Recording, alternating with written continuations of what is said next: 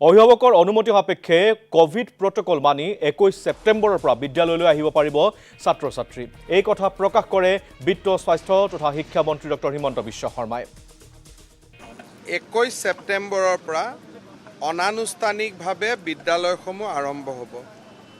আমি 9, 10, 11, 12ৰ ষ্টুডেণ্টক 21 তাৰিখৰ পৰা বিদ্যালয়ত যাব কৈছোঁ, যদিহে পিতৃ মাতৃয়ে অনুমতি দিয়ে। পিতৃ মাতৃৰ লিখিত অনুমতি লৈহে কোনোবা ছাত্ৰ-ছাত্ৰী বিদ্যালয়লৈকে যাব। শিক্ষক শিক্ষয়িত্ৰীৰ 50% উপস্থিত থাকিব আৰু আন এটা দিন 50% উপস্থিত থাকিব। প্ৰথম অৱস্থাত ক্লাছতকৈও অনানুষ্ঠানিক শিক্ষাৰ ওপৰত গুৰুত্ব দিয়া হ'ব। অনলাইন যি পঢ়াইছিল তাৰ ওপৰত কিবা প্ৰশ্ন সুধিবলগীয়া আছিল, জানিবলগীয়া আছিল, এইখিনি। পৰৱৰ্তী পৰ্যায়ত আমি আনুষ্ঠানিক শিক্ষাৰ কথাটো চিন্তা কৰিম। এই সময়ছোৱাৰ ভিতৰতে 10% ছাত্ৰ আৰু শিক্ষকক আমি টেষ্ট কৰিম। ক'ৰবাত যদি আমি দেখা পাওঁ যে সেই বিদ্যালয়খনত কিবা কাৰণত COVID-19 বেছিকৈ হৈছে, সেই বিদ্যালয়ৰ প্ৰধান শিক্ষকে জিলা উপায়ুক্তৰ লগত আলোচনা কৰিব আৰু প্ৰয়োজন হ'লে বিদ্যালয়খনৰ চলি থাকিব বা নচলিব সেই বিষয়ে জিলা উপায়ুক্তৰ লগত পৰামৰ্শ কৰি সিদ্ধান্ত ল'ব। প্ৰত্যেকখন বিদ্যালয়ে চলিব আৰু আমি তেনেকৈ ক'ভিড কেয়াৰ চেণ্টাৰবিলাক আঁতৰাই দিবৰ কাৰণেও আমি নিৰ্দেশ দিছোঁ। হয়তো কোনোবা 21 তাৰিখে হৈ নুঠিব, 1 তাৰিখৰ ভিতৰত গোটেইখিনি বিদ্যালয়ত হৈ যাব। প্ৰত্যাহ্বান আহিব, কিন্তু যদি ক্লাছ 12ৰ ল'ৰা ছোৱালী স্কুলত নাযায়, নপঢ়ে, মেডিকেলৰ অহাবাৰ মেডিকেল ইঞ্জিনিয়াৰিঙৰ যেতিয়া NET বা JEE হ'ব, আমাৰ ল'ৰা ছোৱালীটো কোনেও চিট নাপাব। কাৰণ ভাৰত চৰকাৰে যিহেতু NET আৰু JEE এই বছৰো পাতিলে, তাৰমানে নিশ্চিতভাৱে অহা বছৰো পাতিবই। যদি এতিয়া ক্লাছ 11, 12ৰ ল'ৰা ছোৱালীবোৰ স্কুলত নাযায়, অহাবাৰতো অল ইণ্ডিয়া কম্পিটিশ্যনত আমাৰ কোনো ল'ৰা ছোৱালীয়ে চিট নাপাব। সেইকাৰণে পিতৃ মাতৃয়ে অনুমতি দিলে আমি স্কুলত যাব কৈছোঁ। কিন্তু যদি কোনোবা পিতৃ মাতৃয়ে কয় যে নহয় আমি ঘৰতে পঢ়াম, আমি জোৰ কৰা নাই, কাৰো কোনো এটেণ্ডেঞ্চটো বাধ্যতামূলক নহয়। ৰাজ্যত কোভিডত মৃত্যু হোৱা লোকৰ সংখ্যা ক্ৰমান্বয়ে বৃদ্ধি পাইছে। যুৱকৰ পৰা পিতৃ মাতৃলৈ কোভিড সংক্ৰমিত হোৱাৰ বাবে এই পৰিস্থিতি উদ্ভৱ হৈছে। ইয়াৰ মাজতে এটা ভাল খবৰ যে আগষ্টৰ তুলনাত ছেপ্টেম্বৰত কোভিড আক্ৰান্তৰ সংখ্যা বৃদ্ধি পোৱা নাই। যিহেতু COVID-19 ঘৰে ঘৰে গৈ পালেগৈ, যিসমূহ আমাৰ পিতৃ মাতৃ ঘৰৰ ভিতৰত আছিলে, স্বাভাৱিকভাৱে তেওঁলোকৰ আক্ৰান্ত হৈছে আৰু যিটো পৰ্যায়ত কোভিডে আক্ৰান্ত কৰিলে ইমিউনিটিৰ ছাপৰ্ট নাপায়, সেই ব্যক্তিসকলৰ ওচৰত কোভিড যোৱাৰ কাৰণে মৃত্যুৰ সংখ্যা প্ৰতিদিনাই 13, 14, 15 বা 23লৈকেও এটা দিন আমি গৈছোঁ আৰু শংকাৰ কাৰণ হৈ আছে। কিন্তু আগষ্টৰ তুলনাত ছেপ্টেম্বৰত কেছ বঢ়া নাই। ডক্টৰ শৰ্মাই লগতে জনায় যে তেওঁ দিল্লী ভ্ৰমণ কৰিলে প্ৰতিবাৰে কোভিড টেষ্ট কৰি যায়। মই প্ৰথম দিনাখনেই টেষ্ট কৰি যাওঁ। ICMR ৱেবছাইটত হিমন্ত বিশ্ব শৰ্মাৰ নামটো চাব, সদায় উঠা থাকিব। পৰহি মই ৰাতি টেষ্ট কৰিছোঁ, কালি মই উত্তৰাখণ্ড গৈছোঁ। যোৱাকালি মোৰ পত্নী আৰু ল'ৰা ছোৱালীও দিল্লীৰ পৰা ঘূৰি আহিছে, লাইন পাতি সৰু সজাই টেষ্ট কৰিছে। সেইবিলাক নিয়মৰ ক্ষেত্ৰত মোৰ কাৰণে যিটো নিয়ম, মোৰ পৰিয়ালৰ কাৰণে, মোৰ পত্নীৰ কাৰণে একে নিয়মে আমি পালন কৰি আহিছোঁ। প্ৰাক্তন মুখ্যমন্ত্ৰী তৰুণ গগৈৰ স্বাস্থ্যৰ অৱস্থা ক্ৰমাৎ সুস্থিৰ হোৱা বুলি প্ৰকাশ কৰি ডক্টৰ শৰ্মাই কয় যে তেওঁৰ ইতিমধ্যে কোভিড টেষ্টৰ ফলাফল নিগেটিভ আহিছে। তৰুণ গগৈ ডাঙৰীয়াৰ স্বাস্থ্যই এতিয়া অক্সিজেন ৰাতিপুৱা তেওঁক দিছিলে, কিন্তু তেওঁ কোভিড নিগেটিভ হৈছে আৰু অকণমান অক্সিজেনৰ সমস্যা আছে। মই ভাবোঁ 2 এদিনতে তেওঁ মুকলি হৈ যাব পাৰিব।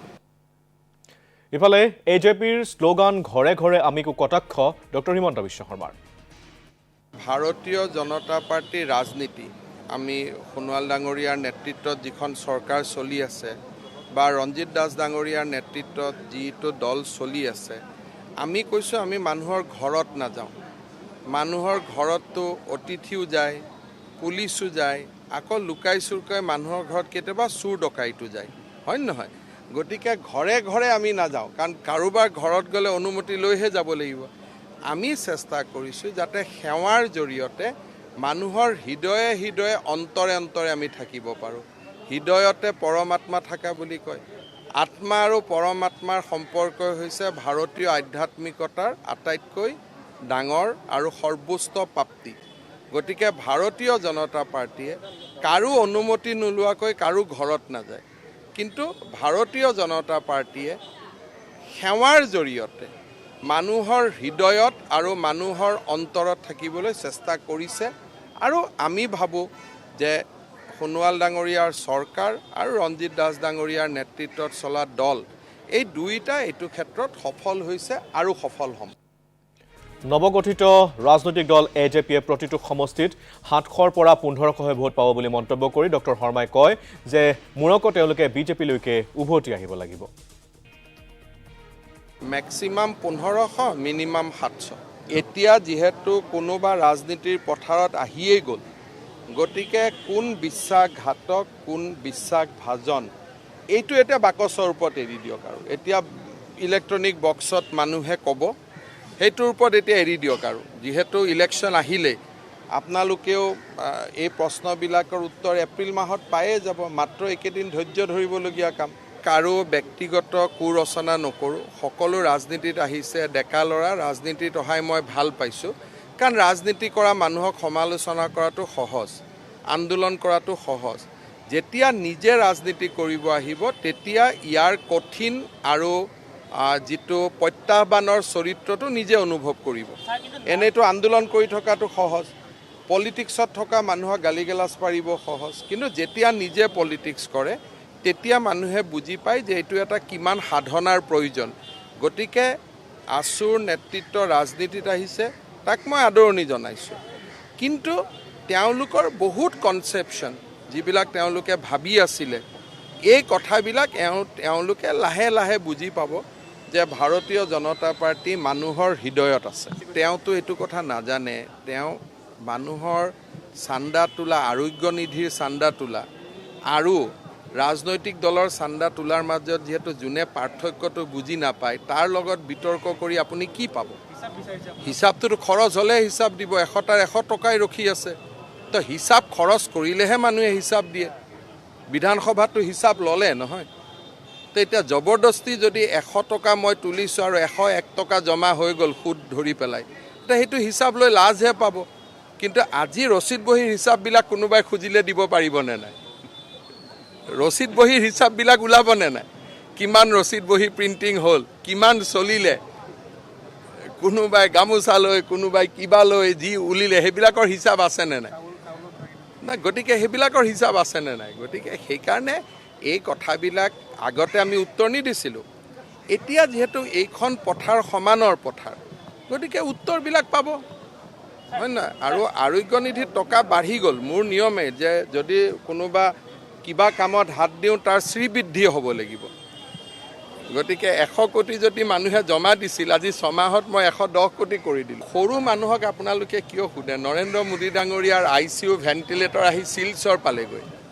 আপোনালোকে খবৰ কৰক, শিলচৰ মেডিকেল কলেজত যোৱা পৰহি 40টা ICU ভেণ্টিলেটৰ আহি পাইছে নৰেন্দ্ৰ মোদী ডাঙৰীয়াই পঠোৱা। নৰেন্দ্ৰ মোদী ডাঙৰীয়াৰ ওপৰত যোনে প্ৰশ্ন কৰিব পাৰে, যাৰ সেৱা সৰ্বত্ৰ বিদ্যমান, তেওঁলোকতো ডাঙৰ ডাঙৰ মহাপুৰুষ হ'ব লাগিব। PM কেয়াৰ দি কি কৰিছে? মানুহক ICU দিছে, ভেণ্টিলেটৰ দিছে। এতিয়া PM কেয়াৰতো যদি নৰেন্দ্ৰ মোদীকো প্ৰশ্ন কৰা মানুহসকল, তেওঁলোকতো মহামানৱ হ'ব লাগিব, হয় নহয়? গতিকে তেওঁলোকে নিজে ক'ত কি কৰি থাকে এই কথাটোতো মানুহে বুজি পাব লাগিব। সেইজন মানুহক PM কেয়াৰলৈ প্ৰশ্ন সোধাৰ প্ৰয়োজনীয়তা আছে নেকি? চাওক, এই নামত কিবা কিবি আছে। এইটো বিনয় তামুলী ডাঙৰীয়াই দল এটা কৰিছিল, সৰু ল'ৰা পলিটিক্সত আহিছে, 2-এটা ভুল হয়, এইবিলাকত ধৰি থাকিব নালাগে।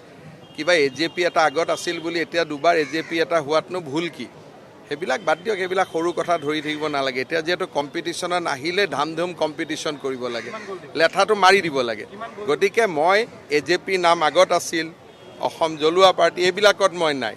মোৰ কথাটো হ'ল যে ইলেকশ্যন খেলক, আমিও খেলোঁ, 700ৰ পৰা 1500 ৰেঞ্জত ভোট পাব। তেতিয়া আপোনালোকে মোক এনেকৈ সুধিব, খালি তেতিয়া আপোনালোকে মোক নক'ব যে EVM-ত যাদু চলিল বুলি। সেইকেইটা এইটো দলক গ'ল তল দিব প্ৰয়োজন নাই। এইটো দলক একো দিব নালাগে।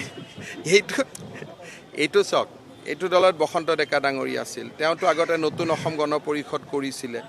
চ' জগদীশ ভূঞা ডাঙৰীয়া আছে, তেওঁ কেনেকৈ চলি আছে বা কি কৰিছে বা ক'ত ৰাজনীতি কৰিছে, তেওঁ কিমান ভোট পাইছে, এইবিলাক গোটেইবোৰ আপোনালোকে জানে। গতিকে আৰু যি দুই এজন ল'ৰা আহিছে, তেওঁলোকে আন্দোলন আৰু ৰাজনীতি ইমান দিন একে বুলি ভাবি আছিলে। এতিয়া খুব ধুনীয়াকৈ বুজি পাব যে ৰাজনীতিটো সাধনা হয়, বহুত কষ্ট কৰি ৰাজনীতি কৰিব লাগে। এই যে কয় মানুহে চাব, এই মানুহৰ ডেফিনেশ্যনটো এপ্ৰিলত সকলোৱে বুজি পাব। এইটো ক'লো নহয় যে ৰাইজক যেতিয়া কোনোবাই ক'ব নামানো, নুবুজো, নুশুনো, তেতিয়া মানুহে ক'ব নিদিওঁ। মানুহে ক'ব তহঁতক ভোটো নিদিওঁ, তহঁতি যেতিয়া নামানো, নুবুজো, নুশুনো, তহঁতকো নিদিওঁ। গতিকে কথাটো হ'ল যে কিন্তু নাম তামত ভুল ধৰিব নালাগে। মই ৰাইজকো আহ্বান জনাম, ভুল তুল হ'ব পাৰে, সেইবোৰ বাদ দিয়ক। তেওঁলোকক এটা ৰাজনীতি কৰিব দিয়ক, কমিটি গঠন কৰিব দিব, বুথ কমিটি কৰিব দিয়ক। মানুহৰ ইমান দিনটো গুৱাহাটীত বহি সাংবাদিক মেল কৰি থকা কামটো আটাইতকৈ সহজ কাম নহয়। এতিয়া ৰাইজৰ মাজত যাওক, মানুহৰ মাজত যাওক, এই কথাবিলাক তেওঁলোকে শিকক, বুজক। কাৰণ এই মানুহবোৰতো এটা সময়ত আকৌ বিজেপিতে ঘূৰি আহিব, হয় নহয়? চবত গৈ এই গোটেই মানুহবোৰ এটা দুটাকৈ আকৌ বিজেপিতে ঘূৰি আহিব লাগিব। গতিকে মানুহবোৰতো বেয়া নহয়, অসমক ভাল পাই কিবা এটা কৰিছে, কিন্তু বুজি পাব যে সমালোচনা কৰিলে চব নহয়। আৰু দুদিন পিছত দেখিব এজন এজনকৈ আকৌ বিজেপিত চব যোগদান কৰি থাকিব লাহে লাহে। আনহাতে ৰাজ্যত কংগ্ৰেছ AIUDF জোঁটৰ চৰকাৰ গঠন কোনোপধ্যেই সম্ভৱ নহ'ব বুলি মন্তব্য ডক্টৰ শৰ্মাৰ। কংগ্ৰেছ আৰু UDFে চৰকাৰ কৰিব নোৱাৰে, আৰু সেইটো আমি থকালৈকে সম্ভৱ নহয়। এইটোতো লিখি লওক। আউটটোতো মোকতো বহুতে চেষ্টা কৰিলে, মই নিজে আউট নোহোৱালৈকে আউট নহওঁ। এইটো বৰ ডেঞ্জাৰ মানুহ হয়।